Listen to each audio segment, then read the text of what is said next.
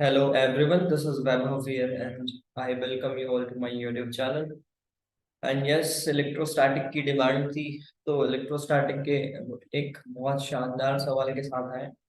अगर आपने ऐसा कुछ पढ़ा होगा तो आप ये सवाल बना लेंगे, बट थोड़ा नया हो सकता है आपके लिए। अच्छे टीचर से आप पढ़ रहे होंगे तो हाँ जरूर पढ़ा होगा, बट अगर नहीं पढ़ा है तो ये आपके लिए एक बहुत इंटरेस्टिंग और बहुत बढ़िया क्वेश्चन होने वाला है। सो अगर वीडियो आपको पसंद आती है तो कमेंट में बताएंगे मुझे कि कैसा लग रहा है वीडियो, तो मुझे भी समझ में आए कि आपको क्या फीडबैक है, कैसा क्या है। तो थोड़ा आप कमेंट वगैरह में बताया करो और चैनल्स थोड़ा और ज्यादा से ज्यादा सर्कुलेट करें इधर से उधर, तो प्रमोशन में मेरी हेल्प होगी। हाँ तो चलो अपन क्वेश्चन की तरफ पढ़ते हैं और देखते हैं कि क्या होना चाहिए, क्वेश्चन कैसा है। ओके सो ये हमारा सवाल है और इस सवाल पे देखें तो एक नॉन कंडक्टिंग रेक्टेंगुलर प्लेट है, मास m दिया गया है, यहाँ पर प्लस क्यू चार्ज कर दिए, यहाँ पे माइनस क्यू चार्ज रख दिया है। और इसके इस वर्टिकल एक्सिस देखो, इस वर्टिकल एक्सिस के अबाउट फ्री टू रोटेट है, इस वर्टिकल एक्सिस के अबाउट फ्री टू रोटेट है। तो इस पूरे सिस्टम का मुझे डाइपोल मोमेंट चाहिए।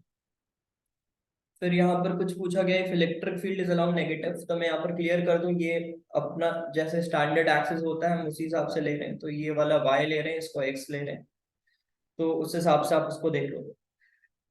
फिर थर्ड पार्ट में बोला गया है time period for about vertical axis के अबाउट टाइम पीरियड देखना है। और लास्ट में फिर हमें एक ऑप्शन चेक करना है। तो ये चार चीजें, तो वन बाय वन हम इन सबको देखने की कोशिश करते हैं। ओके सो स्टार्ट करते हैं इसको विथ द सोल्यूशन। तो सबसे पहले देखेंगे हम कि टाइम पीरियड और डाइपोल मोमेंट क्या है, फिर टाइम पीरियड पे आ जाए। तो देखो, आपको इस सवाल को शुरू करने से पहले मुझे आपको बताना है कि डाइपोल का कंसेप्ट अगर आपने गलत पढ़ा है तो आप थोड़ा सा उसे सीख लें। Dipole equal and opposite charges are place at some distance, तो either of the charge multiplied by distance between them, this is not all about dipole. ऐसा डाइपोल पूरा नहीं होता है। तो एक्चुअल में हमें एक टर्म मिल रहा था जो कि बार बार आ रहा था हमारे कैलकुलेशन, तो हमने बस क्या कर दिया, उसको एक नाम दे दिया डाइपोल मोमेंट। ठीक है, तो वो डाइपोल मोमेंट हमने कैसे डिराइव किया है या फिर हमने कैसे डिफाइन किया है, तो वो डाइपोल मोमेंट को हम इस क्वांटिटी को, जिसमें मैं बोल सकता हूँ R1, जैसे ये जो मेरा पहला मास है, ये जो मेरा पहला मास है इसका पोजीशन वेक्टर ओरिजिन से, सेकेंड मास का पोजीशन वेक्टर, थर्ड मास का पोजीशन वेक्टर, और उसके चार्जेस के साथ मल्टीप्लाई कर रहा हूँ मैं। तो इस तरह से मुझे कुछ क्या बोल सकते हैं, डाइपोल मोमेंट डिफाइन किया गया है। तो डाइपोल मोमेंट अगर यहाँ से थोड़ा और इसको बेहतर देखें तो मैं इसको कुछ ऐसा भी लिख सकता हूँ कि चार्जेस को R which is position vector of this D Q charge, अगर मैं ये अगर मेरा यूनिफॉर्मली मास डिस्ट्रीब्यूटेड या फिर कंटिन्यूस बॉडीज है तो इस पे क्या करना पड़ेगा, किसी छोटे से एलिमेंट पे डी क्यू लेना पड़ेगा और उसके पोजीशन वेक्टर के हिसाब से लिखना पड़ेगा अगर कंटिन्यूस बॉडीज है। तो ये कंटिन्यूस बॉडी के लिए लिखा हूँ, ये डिस्क्रीट सिस्टम के लिए ऊपर लिखा हुआ है। तो कंटिन्यूस बॉडी पे r d q upon d q का integration which is q total, और साथ में यहाँ पर एक क्यू टोटल से मैं मल्टीप्लाई कर दिया हूँ, डिवाइड कर दिया हूँ, तो ये टर्म आपको एक तरह से सेंटर ऑफ चार्ज की तरह दिख रहा है। सेंटर ऑफ चार्ज बिल्कुल सेंटर ऑफ मास जैसा ही होगा, बिकॉज अगर जिस तरह से मास डिस्ट्रीब्यूटेड है यूनिफॉर्मली, उसी तरह से अगर चार्ज भी डिस्ट्रीब्यूटेड है यूनिफॉर्मली, तो उसका भी सेंटर वहीं पे आने वाला है जहां पर मास का आता था। तो आपको एक तरह से अगर यूनिफॉर्मली मास डिस्ट्रीब्यूटेड है या फिर यूनिफॉर्मली चार्ज डिस्ट्रीब्यूटेड है, तो in that case this R C O M will be the centre of charge. ठीक है, और उसको किससे मल्टीप्लाई करना है, टोटल चार्ज। तो ये एक बहुत इंपॉर्टेंट रिलेशन आ गया मेरे पास, total charge multiplied by r C O m from, कहां से, ओरिजिन से। इंपॉर्टेंट है, ओरिजिन अगर चेंज करोगे डाइपोल मोमेंट चेंज हो जाता है। तो dipole moment is a quantity which is dependent on origin, तो ओरिजिन के ऊपर डिपेंड करता है। तो Q total times of R C O M, ऐसा मैंने कुछ लिख दिया। अच्छा, बट हमने तो पढ़ा था एक चार्ज ऐसा है प्लस क्यू, एक चार्ज ऐसा है माइनस क्यू, यहाँ पर क्या ओरिजिन, हमने तो कुछ ऐसा ओरिजिन वगैरह पढ़ा नहीं। तो फिर इस केस को भी मैं आपको जरा सा समझाना चाहता हूँ कि अगर आपका summation of all the charges zero हो जाए, तो फिर अब एक क्वाड्रेंट मैंने बी वाला मान लिया है और एक क्वाड्रेंट मैंने एक्स वाला मान लिया, दो फ्रेम या फिर ओरिजिन मान लिया यहाँ पर। एक ओरिजिन यहाँ पे माने, तो पहले मैं अगर इस ए वाले ओरिजिन के अबाउट अगर मुझे लिखना है तो मैं क्या लिखूंगा, डाइपोल मोमेंट R10 इसको बोल रहा हूँ और इसको R20 बोल रहा हूँ, पोजीशन वेक्टर, और कुछ इस तरह से हम इसको एक्सपैंड कर सकते हैं अगर बहुत सारे चार्जेस हैं। अब R10 को लिख सकता हूँ 10 + 10 विल बी R10, तो यहाँ से 10 + 10 कर लिए, तो जब आप इसको करोगे तो ये क्या हो जाएगा, Q1 R1, यहाँ से Q2 R2, तो वो एक तरह से इस वाले पार्ट का ओरिजिन बन गया, इस वाले पार्ट ओरिजिन के हिसाब से डायगोनल मोमेंट। और यहाँ पर जो सेकेंड टर्म बनेगा Q1 X0 + Q2 X0, ये वाला पोजीशन वेक्टर माने, तो Q1 X0 + Q2 X0, this is summation QI X0। तो आप ये चीज समझ सकते हैं कि अगर summation of all the charges zero हो जाए, अगर summation of all the charges zero हो जाए, तो आप ए के अबाउट भी जो क्या बोल सकते हैं, ए के अबाउट आप जो डाइपोल मोमेंट लिख रहे हो वो बी के इक्वली हो जा रहा है, तो इसका मतलब ये फिर इंडिपेंडेंट हो जाता है ओरिजिन के। तो आप ये जो लिखते हो ना +Q -Q, तो इस केस पे आप क्या देखते हो कि समीशन QI 0 है, तो इस सिस्टम के लिए आप क्या लिख लेते हो, डायरेक्टली दोनों को इक्वल लिख सकते हो। और यहाँ से अगर मैं लिखूं तो बहुत इजीली अपन पीवी को लिख सकते हैं, विच इज RQ R1 और +R2, तो ये वाला ऐसा वेक्टर बन जाएगा, और फिर इस हिसाब से अपन बहुत इजीली इसको लिख पाएंगे। ठीक है, तो this is your dipole moment, ये अपना डाइपोल मोमेंट। सो याद रखना है कि अगर समीशन QI 0 है तो इंडिपेंडेंट ऑफ ओरिजिन हो जाता है, पी की जो वेक्टर है वो चॉइस ऑफ ओरिजिन के इंडिपेंडेंट होता है। यहाँ तक आपको बातें याद रखनी। तो मैं आपको बस अभी कंटिन्यूअस बॉडीज में इस कंसेप्ट को कैसे यूज करना है थोड़ा बताना चाहता हूँ। मान लो आपके पास एक स्फीयर है, तो आपने क्या कर लिया, मान लो आपके पास एक स्फीयर है, ये आपका ओरिजिन हो गया, यहाँ पे ओरिजिन मान लिया। अब इस पूरे स्फीयर पे मासेस लगे हुए हैं, तो मुझे मान लेते हैं कि यहाँ पर इसका कुछ सेंटर ऑफ मास है y डिस्टेंस पे। तो यहाँ से हम क्या करेंगे, यहाँ पे पूरे प्लस चार्ज यूनिफॉर्मली डिस्ट्रीब्यूटेड है, यहाँ पर माइनस चार्ज यूनिफॉर्मली डिस्ट्रीब्यूटेड है। तो याद रखना है कि आप डाइपोल को अगर डिफाइन कर रहे हो किसी बॉडी के लिए, जरूरी नहीं है कि इक्वल एंड ऑपोजिट चार्जेस ही होने चाहिए, आप किसी भी चार्ज के लिए डाइपोल को लिख सकते हो। तो यहाँ पर मैंने पहले क्या मान लिया, इसको एक बॉडी मानते हुए इसका डाइपोल मोमेंट लिखा, तो वो हो जाएगा either of the charge into distance between them. नहीं, बिल्कुल नहीं, वो क्या होगा, वो होगा Q total times of RCOM about the origin, Q total upon Q total into RCOM about the origin. तो Q टोटल का मान लेते हैं Q है, और RCOM अबाउट द ओरिजिन ये वाला डिस्टेंस Y हो गया, तो Q इंटू Y लिख सकता हूँ। सिमिलरली अगर आप यहाँ पर देखें तो इसका सेंटर ऑफ मास कहीं यहाँ पर लाई करेगा, इसका सेंटर ऑफ मास कहीं यहाँ पर लाई करेगा, और ये वाला डिस्टेंस आपका फिर से Y हो जाए। अब एक चीज आपको याद रखना है कि समीशन ऑफ जो चार्जेस आप करोगे वो यहाँ पर Q टोटल नेगेटिव आएगा, मतलब ये टर्म नेगेटिव आ रहा है, और नेगेटिव आ रहा है मतलब उसके डाइपोल का जो पोजीशन वेक्टर है उसके जस्ट ऑपोजिट है, सेंटर ऑफ मास के पोजीशन वेक्टर के ऑपोजिट है, मतलब इसके इसके भी P को मैंने ऐसे बना दिया, तो ये P1 हो गया मान लो, ये P2 हो गया, तो P नेट यहाँ पर कैसे लिखोगे आप, P1 + P2, पी नेट आप लिखोगे P1 + P2, या फिर आप इसको लिख सकते हो डायरेक्टली, यहाँ पर डायरेक्टली आप इसको +Q बना सकते हो, इसको -Q बना सकते हो, और इनके बीच का डिस्टेंस लिखते हुए आप जो पहले कंसेप्ट यूज करते आए हैं उसको भी लिख सकते हैं।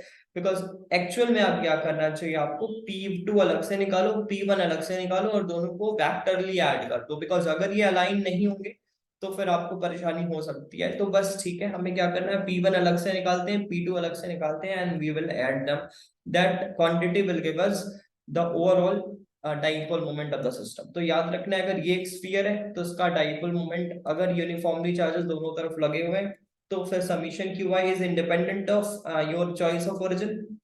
यहाँ पर इंपॉर्टेंट यही है कि यहाँ पर जो नेट चार्जेस है वो चॉइस ऑफ ओरिजिन के इंडिपेंडेंट आ रहा है, इस वजह से आपको एक चीज याद रखना है कि अगर आपने पहले वाले का डाइपोल मोमेंट इस ओरिजिन के अबाउट लिखा है तो सेकंड वाले का भी इसी ओरिजिन के अबाउट लिखना पड़ेगा, बिकॉज वहां पर आपका चॉइस ऑफ ओरिजिन के ऊपर डिपेंड करने वाली है चीजें, बिकॉज वो पूरा पॉजिटिवली चार्ज है, ये पूरा नेगेटिवली चार्ज है। तो याद रखना है कि एक ही ओरिजिन के अबाउट लिखें, बट अगर आप जो नेट डाइपोल बनाए आपका, ये समीशन इसकी जो चार्ज की समीशन है वो इंडिपेंडेंट है, इस वजह से मैं क्या लिखूंगा कि हाँ कहीं से भी ले सकते हैं, तो ये इसका डाइपोल बन रहा है। और इस पूरे बॉडी को एक डाइपोल से रिप्लेस करके आप सारी चीजें डाइपोल की प्रॉपर्टीज यहाँ पर लगा सकते हैं। तो अब अपन सवाल पे आते हैं, और सवाल में मुझे बोला गया है dipole moment of this spherical वाला पार्ट। तो आपको एक चीज यहाँ पर सॉरी, दिस रेक्टेंगुलर प्लेट, तो आपको याद होगा कि अगर ये रेक्टेंगुलर प्लेट है तो मुझे यहाँ पर इसको दो प्लेट ट्रायंगुलर प्लेट पे तोड़ देना चाहिए, और ये ट्रायंगुलर प्लेट आपका राइट ट्रायंगल ट्रायंगल बन रहा है। तो इसका सेंटर ऑफ मास हमको पता होगा कि इस जगह से a/3, मतलब अगर ये लेंथ है a है, ये b है, तो यहाँ से a/3 और यहाँ से भी b/3 पे सेंटर ऑफ मास यहाँ पे कहीं लाई करता है। ठीक है, इस प्लेट का यहाँ से कहीं सेंटर ऑफ मास लाई करता है। तो बस ठीक है, यहाँ से भी उसका कुछ ऐसा लाई करेगा। और अगर इस तरह से देखें तो मेरा एक सेंटर ऑफ मास यहाँ पे लाई कर रहा है, एक यहाँ पर कर रहा है, ये मेरा कुछ ओरिजिन है, मुझे यहाँ से डिस्टेंस वगैरह चाहिए होगा, और मैं अपने काम को बहुत इजीली यहाँ से एक डाइपोल इसका बनाते हुए लिख लूंगा, एक इसका बनाते हुए लिख लूंगा, नेट डाइपोल अपन यहाँ से बना सकते हैं। तो देखो वैसा ही कुछ हमने यहाँ पर किया है। तो ये पहले वाले का a/3, टोटल लेंथ आपका 4a था, तो 4a/3, और यहाँ पर 3a था तो 3a/3 विच इज a। सो यहाँ पर कुछ बना। अगर आप इसका इंक्लिनेशन देखें तो इसका इंक्लिनेशन 37 डिग्री आ रहा है, इसका इंक्लिनेशन 37 डिग्री आ रहा है, because this is a upon 4a/3, तो 3/4 आ रहा है, तो 37 डिग्री आ रहा है। और अगर आप यहाँ पर इस पूरे ट्रायंगल को भी देखें एक्चुअल में, तो ये जो ओरिजिन से लाइन पास कर रहा है मतलब डायगोनल, वो भी 37 डिग्री के इंक्लिनेशन में, मतलब हाँ ये पॉइंट डायगोनल वाले लाइन पे ही लाई कर रहा है। तो ऐसा हमने, वो तो बिल्कुल नॉर्मल सी बात थी, बट हाँ आपको अगर कंफ्यूजन हो रही है कि ये लाइन कहाँ है तो ऐसे भी सोच सकते हैं। तो ये यहाँ पर है, सेकंड यहाँ पर है, तो ये डिस्टेंस a हो गया, तो ये भी डिस्टेंस a है, तो बचा हुआ ये वाला डिस्टेंस a है, और ये डिस्टेंस a/2, और ये भी डिस्टेंस a/2 होगा, तो टोटल बन के a बन रहा है। तो ये पूरा टोटल डिस्टेंस बन गया a, और ये जो टोटल डिस्टेंस हो गया ये आप बोल सकते हो कि 4a/3, बिकॉज ये 4a/3 है, ये भी 4a/3 है, तो बचा हुआ ये वाला डिस्टेंस भी 4a/3 बन गया। तो इससे क्या हुआ, इससे ये हुआ कि पहला वाला डाइपोल इसके ओरिजिन के अबाउट लिखा हूं तो उसकी डाइपोल मोमेंट ऐसे आ गई, और सेकंड वाले की डाइपोल मोमेंट नेगेटिव चार्ज के कारण ऐसे आ गई। तो नेट डाइपोल मोमेंट में अब क्या कर सकता हूँ, यहाँ पे प्लस क्यू मान सकता हूँ या माइनस क्यू मान सकता हूँ, और either of the charge into distance between them वाला जो आपका कंसेप्ट है यहाँ पर लगा सकते हो। तो अगर ऐसा अपन यहाँ पर यूज करें तो या फिर आप P1 को अलग से निकालो, P2 को अलग से निकालो, तो वैसे ही कुछ किए Q1D इस डिस्टेंस को D मान लिए, और यहाँ पर मान लिए Q2D इस डिस्टेंस को यहाँ से D मान लिए, तो D1 प्लस D, तो D1 प्लस D की मतलब ये वाली पूरी डिस्टेंस निकालना है अपने को। और ये वाला डिस्टेंस अगर देखें तो कुछ यहाँ से कैलकुलेट करने पे 5/3a आ रहा है, और इसको मल्टीप्लाई कर दिए आइदर ऑफ एक चार्ज से, तो ये मुझे क्या मिल गया है, net dipole moment which is 5/3a। तो ये हमारा ऑप्शन नंबर 1 भी है। तो यस, अगर ऑप्शन को यहाँ से देखें तो मुझे ऑप्शन 1 ऐसा ही नजर आ रहा है, तो यस हमारा ऑप्शन ए सही है। अब सेकंड मुझे देखना है कि अगर इलेक्ट्रिक फील्ड को स्विच ऑन कर दिया जाए नेगेटिव एक्स पे, तो टॉर्क प्लेट पे क्या होगा। नेगेटिव एक्स पे अगर प्लेट कर दे, तो अभी हमारे लिए इंपॉर्टेंट ये था कि हमें डाइपोल का डायरेक्शन भी मिल जाना चाहिए। तो इसके लिए अगर मैं क्या करूं, इसके लिए मैं ऐसा करता हूँ कि ये मेरा 37 डिग्री पर इंक्लाइन है डाइपोल, आप समझ रहे होगे, बिकॉज इसी लाइन के अलॉन्ग आ रहा है ना, इसी लाइन के अलॉन्ग आ रहा है, तो हॉरिजॉन्टल से 37 डिग्री पर इंक्लाइन है।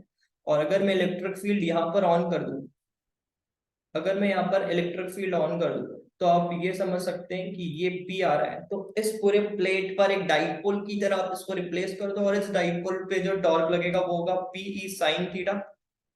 और अगर ये P sin थीटा आपका टॉर्क है, तो बहुत इजीली आप एंगल 37 के साथ इजीली लिख सकते हो कि P आपके पास वैल्यू है E sin 37, और sin 37 3/5, तो सॉल्व करने पे आपको बिल्कुल वही मिल रहा है जो आपको ऑप्शन में गिवन है, एंटी क्लॉकवाइज मैनर में, बिकॉज ये स्टेबल इक्विलिब्रियम पे लाई कर रहा है।